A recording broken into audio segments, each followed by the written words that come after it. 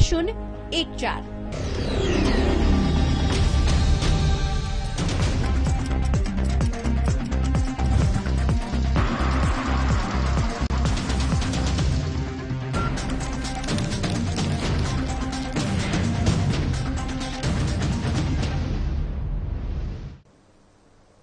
नमस्कार, आप देख रहे हैं साधना प्लस न्यूज। आपके साथ मैं अंजलि झा आप सभी का स्वागत करते हैं हमारे राजस्थान के हमारे इस बुलेटिन में। बुलेटिन की ओर रुख करेंगे, लेकिन इससे पहले नजर डालते हैं आज की तमाम सुर्खियों पर। जयपुर में किसानों ने ली राहत की सांस। सीएम ने ऋण जमा करवाने की अंतिम तारीख में किए बदलाव। 30 मार्च से बढ़ाकर 30 जून की अंतिम तारीख।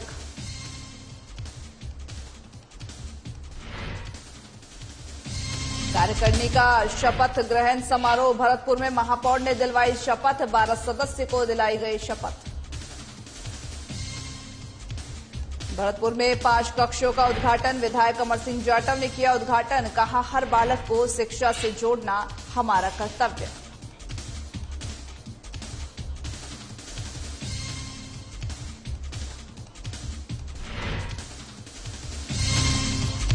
सांगड़िया में नशा बेचने वालों के खिलाफ आंदोलन। ग्रामीणों ने कहा, युवा चढ़ रहे नशे की भेंट। ग्रामीणों ने उग्र आंदोलन की दी चेतावनी।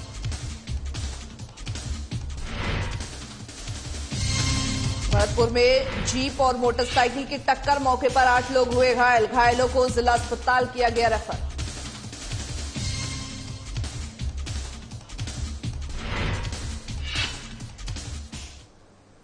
अब करते हैं बुलेटिन की शुरुआत खबरों से। राजस्थान के मुख्यमंत्री अशोक गहलोत ने फसली ऋण जमा करवाने की अंतिम तारीख 30 मार्च से बढ़ाकर के 30 जून कर दी है।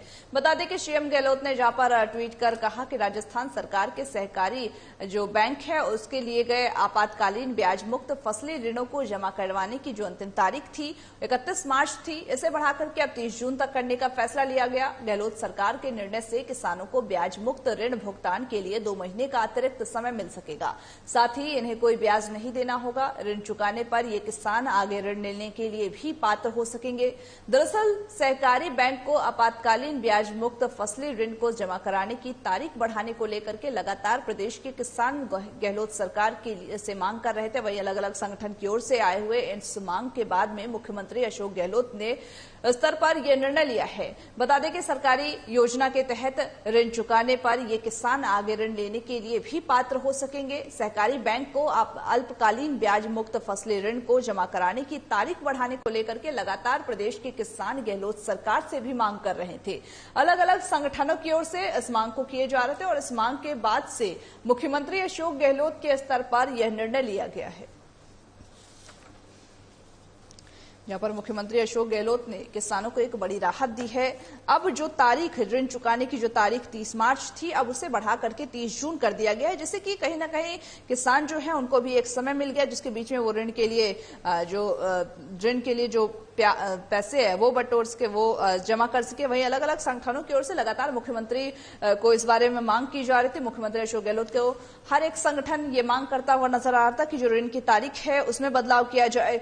वहीं अब अशोक गहलोत ने इन सभी संगठनों के बातों को सुनते हुए, इन सभी संगठनों की मांगों को ध्यान में रखते हुए ये निर्णय लिया है कि जो ऋण जमा करने की अंतिम तारीख थी उसमें बदलाव करते हुए 30 मार्च से अब 30 जून तक जो किसान है वो ऋण जमा कर सकते हैं। वहीं कहीं ना कहीं किसानों ने इस पूरे मामले को लेकर के राहत की सांस ली है, क्योंकि उनके लिए एक बड़ी जो सुविधा है वो हो गई है, क्योंकि 31 मार्च एक प्रेशर बना हुआ था उनके ऊपर।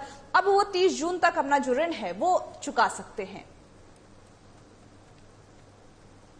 अखिल राजस्थान जाटव महासभा के कार्यकारिणी के आम चुनाव 1 मई को जहां पर जयपुर में संपन्न हुए हैं, जिसकी कार्यकारिणी का शपथ ग्रहण समारोह आज राज्य सरकार द्वारा आवंटित जाटव छात्रावास और नीलेकुंज जयपुर पर रखा गया, जिसमें कि नवनिर्वाचित कार्यकारिणी के सभी 12 सदस्य, जिसमें खान सिंह जाटव को अध्यक्ष, राम प्रसाद जाटव को महामंत्री, अमर सिंह जाटव को कोषाध्यक्ष, रामस्वरूप जाटव को, नारायण सिंह और विजय सिंह को उपाध्यक्ष, शिवराम जाटव को, जहां पर पूरन सिंह मेहरा को प्रचार मंत्री, संतराम जाटव को कार्यकारिणी सदस्य की निर्वाचन मंडल के मुख्य निर्वाचन अधिकारी टेकचंद राहुल और अन्य निर्वाचन अधिकारी अभिजीत महापौर नगर निगम भरतपुर द्वारा विधिवत शपथ दिलाई गई। इस अवसर पर मंच संचालन पूर्व महामंत्री रंजीत सिंह जाटव द्वारा किया गया। रंजीत सिंह जाटव द्वारा बताया गया कि इस शपथ ग्रहण समारोह में राज्य भर से सदस्य आए और फिर छात्रावास निर्माण के लिए नवनिर्वाचित कार्यकारिणी और भामाशाहों को द्वारा जहां पर करीब 21 लाख रुपए की घोषणा की गई है।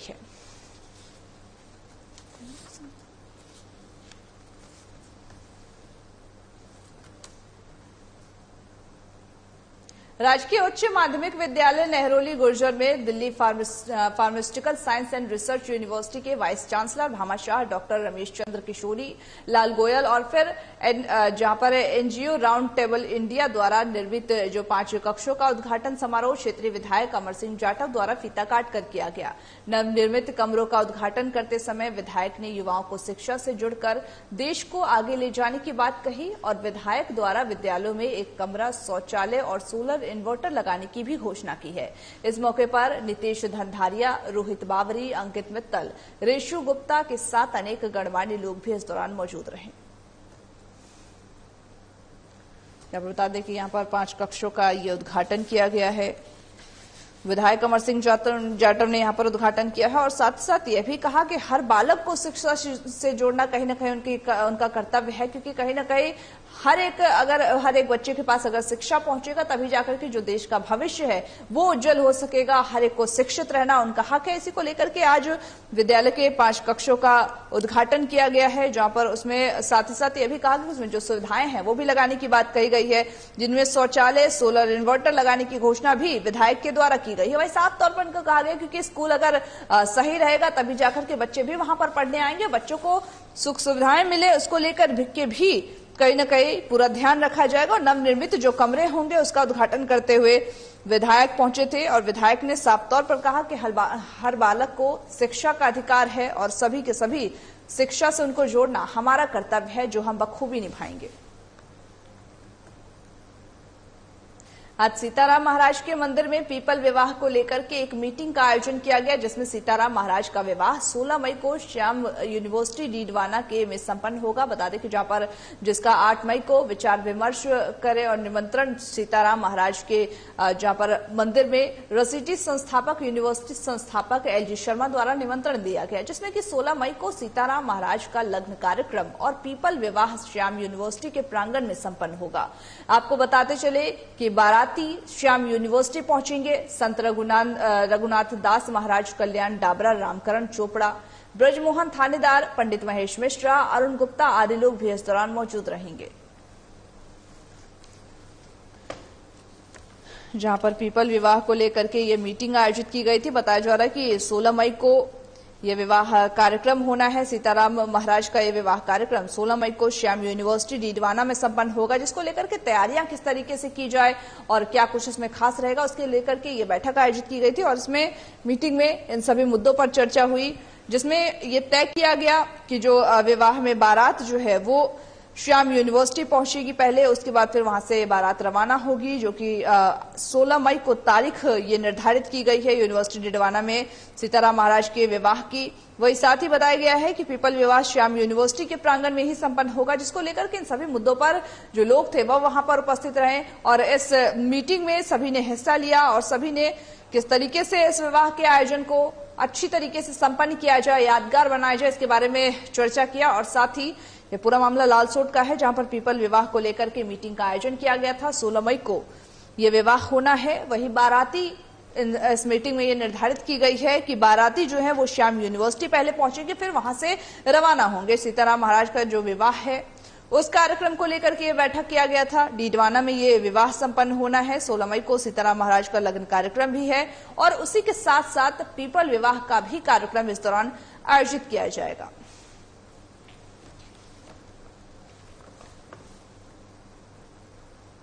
संगड़िया तहसील के गांव मालारामपुरा के ग्रामीणों ने आज ग्राम पंचायत कार्यालय के सामने 2 घंटे एकत्रित होकर के नशा बेचने वालों के खिलाफ एकत्रित होकर के आंदोलन किया है। वही ग्रामीणों ने कहा कि आज के युवा नशे की भेंट चढ़ते हुए नजर आ रहे हैं। छोटे छोटे बच्चे और युवा चिट्टे और साथ ही जो नशा करते हुए नजर आ रहे हैं, स्मैक का नशा करते हुए नजर आ रहे हैं, गोली, कैप्सूल, मेडिकल आदि का नशा करते हुए नजर आ रहे हैं, जिससे कि गरीब परिवार पिछले 2 सालों से कोरोना की मार झेल रहा है। वहीं आज इस महंगाई के दौर में आम परिवार का भोजन और कपड़े का जुगाड़ होना बड़ा मुश्किल हो चुका है। तो वहीं आज के युग में गरीब परिवार के बच्चे और युवा इतने महंगे नशे कर अपने जो परिवार की जिंदगी है वो बर्बाद करते हुए नजर आ रहे हैं। संगड़िया तहसील क्षेत्र के नशा तस्करों और नशा करने वालों का गढ़ बनता जा रहा है। वहीं जिला प्रशासन, जिला चिकित्सा प्रशासन और पुलिस प्रशासन का इस ओर कोई भी ध्यान नहीं है। न आज तक कोई नशा मुक्ति शिविर का आयोजन किया गया। तो वहीं इन्हीं सब मामलों को लेकर के आक्रोशित ग्रामीणों ने कहा कि अगर नशा करने वालों पर अंकुश नहीं लगाया गया तो ग्रामीण एकत्रित होकर के आगे उग्र आंदोलन करेंगे।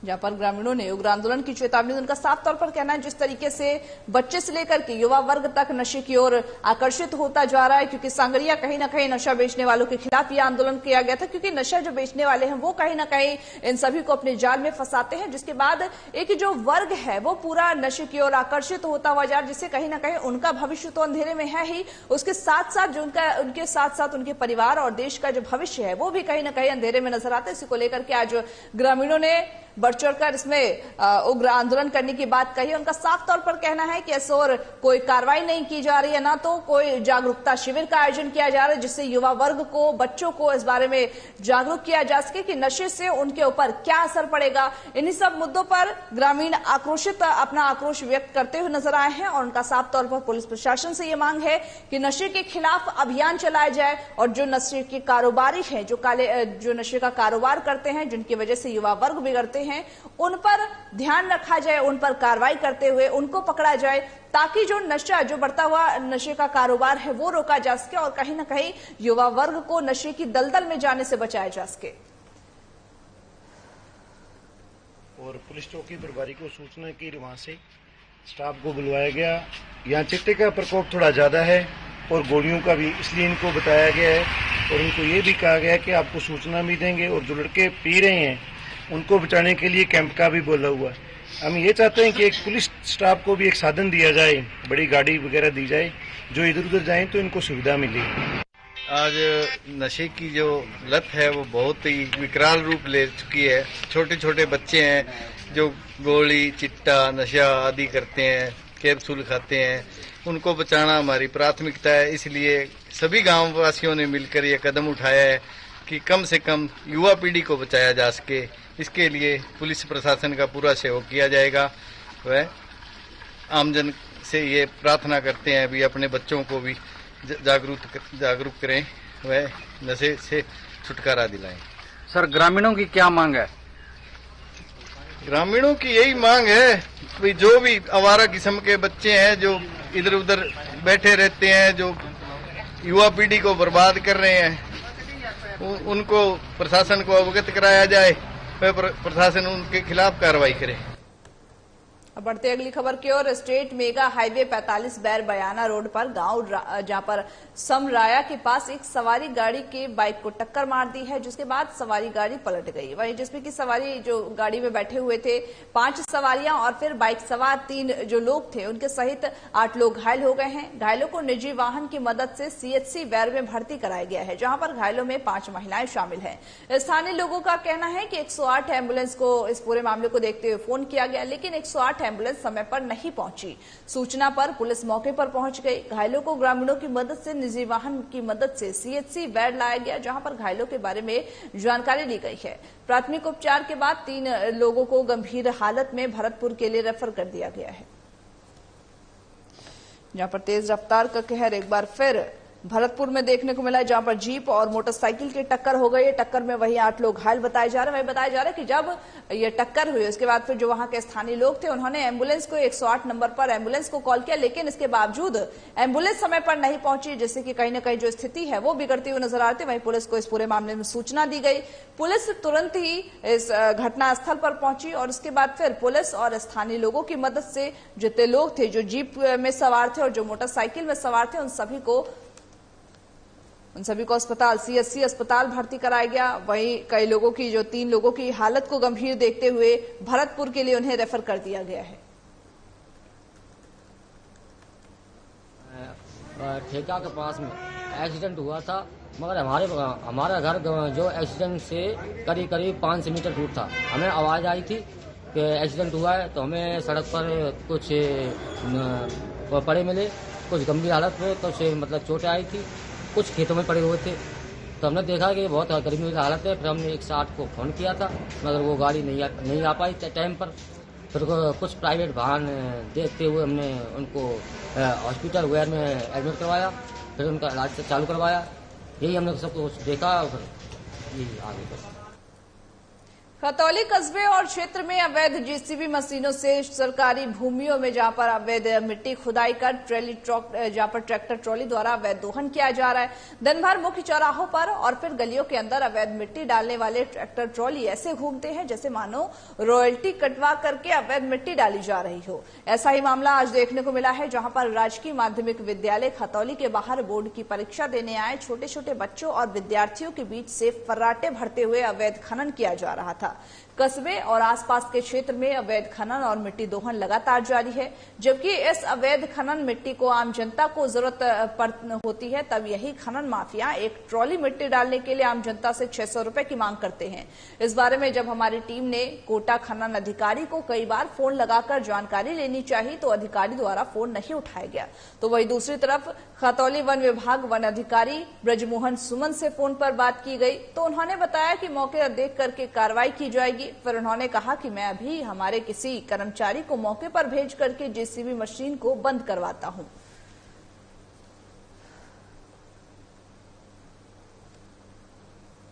जहां पर खनन माफियाओं के जो है वो हौसले बुलंद नजर आ रहे हैं लगातार, चाहे वो बात मिट्टी खनन की करे, चाहे वो बात कोयले खनन की करे, लगातार वो सभी सक्रिय नजर आ रही है। पूरा मामला खतौली का नजर आ रहा है, जहां पर खनन अवैध जो मिट्टी माफिया है वो नजर आ रहा है। वो छात्राओं और छात्रों के बीच से फराटे भरते हुए ट्रैक्टर ट्रॉली में मिट्टी भर के ले जाते। वहीं जब आम जनता को इसकी मतलब कि इसकी जरूरत पड़ती है तो वही ट्रैक्टर ट्रॉली जिसको अवैध खनन करके भरा जाता है उसका रेट 600 रुपए लगाया जाता है। अब बढ़ते अगली खबर की ओर। भरतपुर क्षेत्र के गांव मालौनी में स्थित पशु चिकित्सा केंद्र का उद्घाटन क्षेत्रीय विधायक अमर सिंह जाटव ने जहां पर फीता काट कर किया है। इस कार्यक्रम के दौरान विधायक अमर सिंह जाटव ने ग्राम पंचायत के विकास कार्यों के लिए 10 लाख रुपए देने की भी घोषणा की है। इस मौके पर विधायक अमर सिंह जाटव ने कहा कि सरकार द्वारा विकास के लिए कई सराहनीय कदम उठाए जा रहे हैं। इसके साथ ही साथ आमजन के लिए सरकार द्वारा विभिन्न जो जन कल्याणकारी योजनाएं हैं उसको भी चलाई जा रहे हैं। वही बता दें कि आगे उन्होंने कहा कि इन कल्याणकारी योजनाओं का सभी लोगों को लाभ उठाना चाहिए। मैं बता दें कि राजस्थान सरकार पूरी तरह से विकास को लेकर के प्रयासरत है। तमाम तरह के जो उद्घाटन कार्यक्रम है वो भी इस दौरान करते हुए नजर आ रहे हैं। जहां पर एक और उद्घाटन चिकित्सा केंद्र की ओर से किया गया है। चिकित्सा केंद्र का यह उद्घाटन क्षेत्रीय विधायक अमर सिंह जाटव ने किया है। वही इस चिकित्सा केंद्र से जो पशु चिकित्सा केंद्र से कई जो पशु हैं उनको इलाज उचित तौर पर मिल सकता है। वही साफ तौर पर इनका कहना है कि जो राजस्थान सरकार है वो लगातार विकास को लेकर के कदम उठाते हुए नजर आ रही है। जन कल्याणकारी योजनाएं लोगों के लिए लागू करते हुए नजर आ रही है। चाहे वो बात करें हम इंसानों की या फिर पशुओं की, हर एक और विकास कार्य जारी है। इनके जन कल्याणकारी योजनाएं लागू की जा रही है और इसी के तहत आज भरतपुर क्षेत्र के गांव मालौनी में पशु चिकित्सा केंद्र का उद्घाटन किया गया। कोटा सुल्तानपुर नगर में अज्ञात चोरों ने आतंक मचा रखा है, जहां पर एक ही रात में 5 दुकानों के ताले तोड़े गए हैं। बीती देर रात की ये घटना बताई जा रही है, जहां पर बिजली कटौती का फायदा उठा करके इस घटना को अंजाम दिया गया है। एक दुकान पर सीसीटीवी कैमरे में भी चोर कैद हो गए हैं। चोरी की घटना को देख करके व्यापारियों में आक्रोश है, जहां पर सुल्तानपुर पुलिस थाने में जाकर के व्यापारियों से नाराजगी जाहिर करते हुए नजर आ रही है। उन्होंने कहा कि 2 सप्ताह में चोर नहीं पकड़े पाए गए हैं तो वही सुल्तानपुर नगर के बाजार बंद करवाए जाएंगे। व्यापारियों ने पुलिस थाना सुल्तानपुर सीआई संदीप बिश्नोई के समक्ष नाराजगी जाहिर की है। वही चोरी की घटनाओं के बाद मौके पर पहुंची पुलिस ने चोरों की तलाश शुरू कर दी है।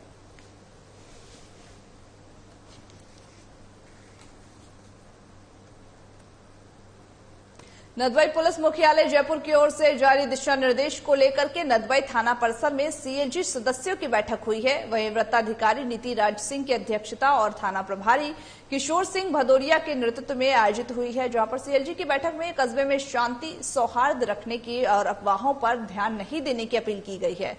थाना प्रभारी किशोर सिंह ने सभी सदस्यों से क्षेत्र में शांति व्यवस्था बनाए रखने और साथ ही आपसी सौहार्द के साथ रहने की अपील की है। थाना प्रभारी ने कहा कि सभी समाज और धर्म के लोगों के साथ आपसी शांति सौहार्द के साथ रहें, किसी भी धर्म संप्रदाय के खिलाफ अनर्गल बयानबाजी नहीं करें। जहां पर सीएलजी सदस्यों की ये बैठक आयोजित की गई थी, उसमें शांति सौहार्द बनाए जाने पर मुख्य रूप से चर्चा हुई है। उनका कहना है कि किसी भी धर्म समुदाय के लिए बयानबाजी ना करें, क्योंकि कहीं ना कहीं बयानबाजी एक हिंसा बनती है, हिंसा की ओर आगे बढ़ती। इसी को लेकर के आज अफवाहों पर ध्यान नहीं देने की भी अपील की है। प्रभारी किशोर के नेतृत्व में ये बैठक आयोजित की गई थी, जिसमें तमाम लोग भी इस दौरान मौजूद रहे, सीएलजी के सदस्य इस दौरान मौजूद रहे और सभी ने साफ तौर पर एक अपील करते हुए नजर आए कि किस तरीके से क्षेत्र में सौहार्द और शांति की व्यवस्था की जाए, किस तरीके से सौहार्द और शांति के साथ लोगों को रखा जाए। और ये सब कायम करने के लिए लोगों की उनको खासतौर से मदद चाहिए, क्योंकि कहीं ना कहीं जो एक धर्म संप्रदाय के खिलाफ जो अनर्गल बयानबाजी होती है वो हिंसा का रूप लेती है, वो मारपीट का रूप लेती है। इसी को लेकर के सौहार्द बनाए रखने की अपील की गई है। और साथ ही भरतपुर का पूरा मामला है, जहां पर सीएलजी सदस्यों की बैठक आयोजित की गई थी। बैठक में सभी चाहे वो कोई भी धर्म हो, हिंदू हो, मुस्लिम हो, सभी को एक साथ रहने की, प्रेम पूर्वक रहने की और साथ ही अफवाहों पर, किसी भी अफवाहों पर ध्यान नहीं देने की बात कही गई है। इन सभी चीजों की अपील करते हुए सीएलजी के जो सदस्य थे वो इसमें शामिल हुए और तमाम तरह के जो लोग थे वो भी, वहां के क्षेत्रवासी भी इस दौरान शामिल हुए थे। इटावा उपखंड क्षेत्र के गांव उदयपुरा की रघुवीर गौशाला में स्वच्छ भारत मिशन ग्रामीण के अंतर्गत गोवर्धन योजना के अंतर्गत गौशाला का सर्वे किया गया, जिसमें कि जयपुर और कोटा की संयुक्त टीम द्वारा स्वच्छ भारत मिशन ग्रामीण के अंतर्गत सर्वे टीम जयपुर और कोटा से भानु प्रताप सिंह, सर्वे SLWM विशेषज्ञ दीपक शर्मा भी इस दौरान, अन्य लोग भी मौजूद रहे।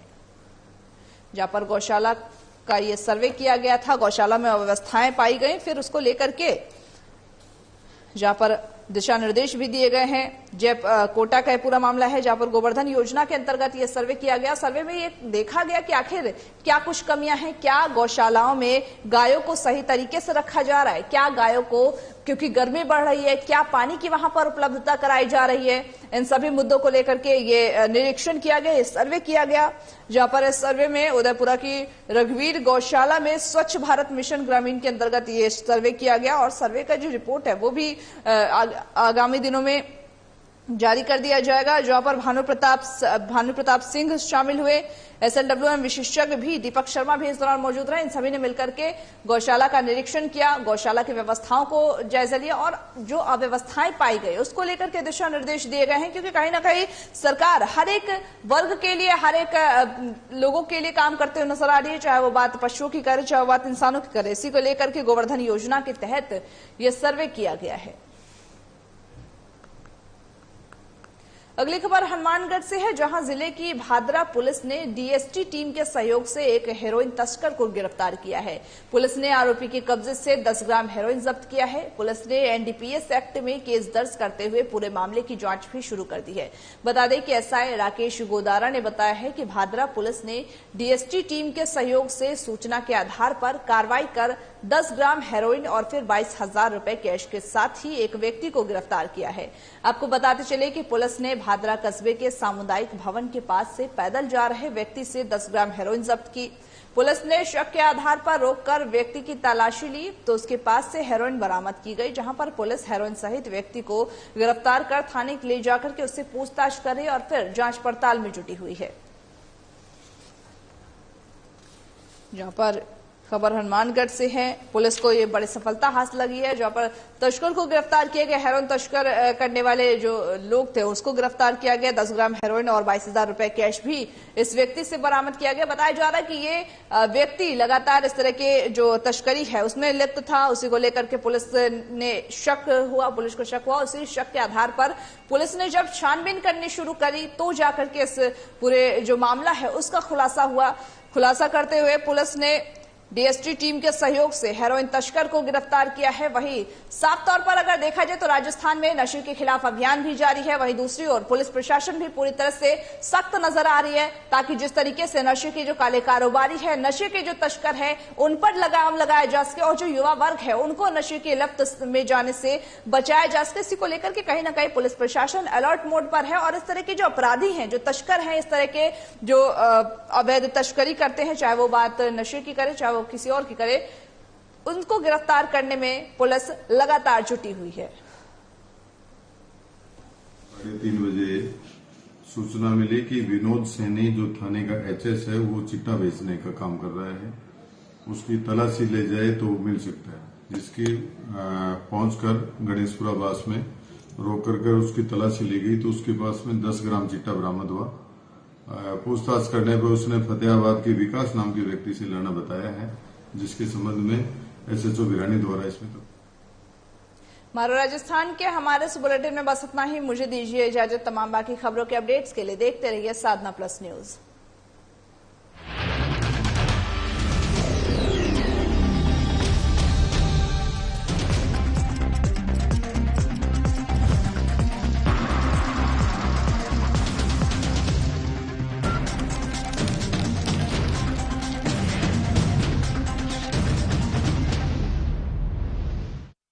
राजस्थान में साधना प्लस न्यूज को आवश्यकता है तहसील, विधानसभा, जनपद एवं संभाग स्तर पर कुशल संवाददाताओं की। यदि आप भी राजस्थान में साधना प्लस न्यूज के पत्रकार बनकर काम करना चाहते हैं तो नीचे दिए गए नंबर पर संपर्क करें। नवीन कुमार यादव, स्थानीय संपादक, राजस्थान, साधना प्लस न्यूज। Mobile number 9990469916 9835630014। देखें कौन नया खिलाड़ी आया है।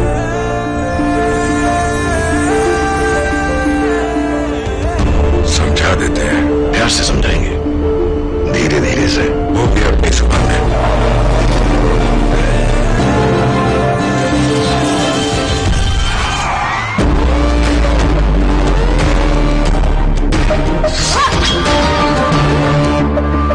ये तो अपनी जुबान है। जुबान एक हो तो दिल भी एक होने चाहिए। विमल, बोलो जुबान।